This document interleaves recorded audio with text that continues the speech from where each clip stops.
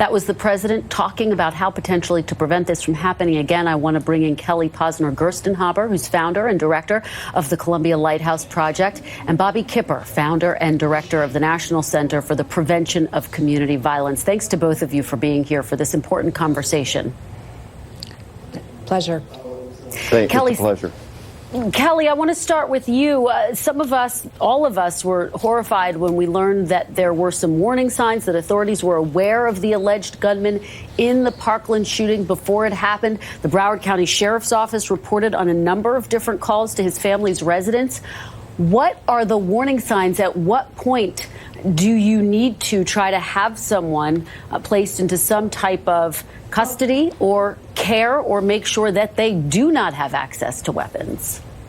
Well, I think, as the country is really searching for reliable and proven ways to help prevent this, I think it's important to understand that there's some rather simple solutions. That 80 to 90% of school shooters have suicidal issues. So let's ask a few questions, perhaps find the people that need help before it's too late. Even in general with suicide, 50% of suicides see their primary care doctor the month before they die. We need to be thinking about these things the way we monitor for blood pressure. And we know that that's really a way that we have a better chance of getting people the help they need before it's too late. And our work, we have something called the Columbia Suicide Severity Rating Scale, which is a simple set of questions, plain language that for the first time helps us identify who actually needs help.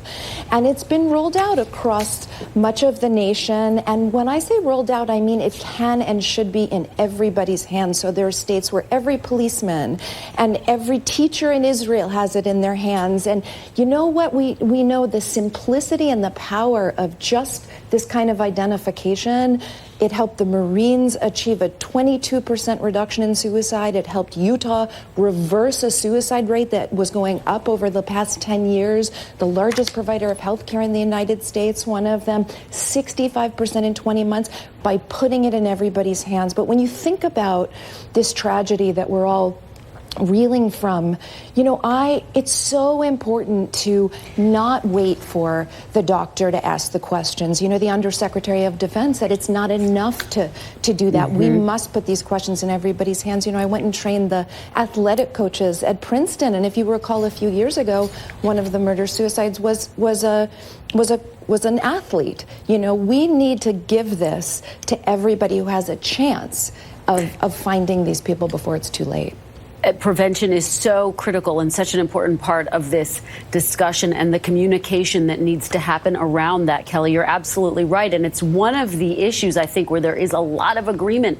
And yet, Bobby, let me turn to you, because when it comes to the policy proposals, there's so much disagreement about how to proceed. And of course, the president has been talking about in recent days arming some teachers, strengthening schools, strengthening background checks.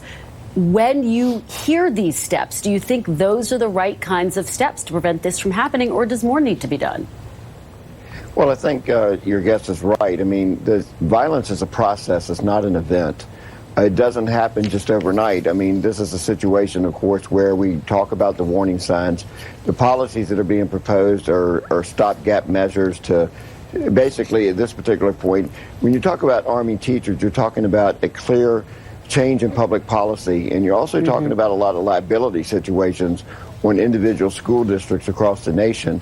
When everything happened ahead of time to try to put this into place, I mean, this young man was actually expelled from school without proper community services to really deal with a lot of issues that had been going on a long time, including self-mutilation and other issues that this young man faced. And so at this particular point, I mean, to arm teachers, I think, is really something that takes a lot of study, a lot of direction, and a whole lot of conversation and to change money, something right, that's a major Bobby? And money and liability issues. Yeah. Again, who's going to train the teachers? At what point do they start carrying the weapons? Do they qualify with the weapons, just like law enforcement officers have to do?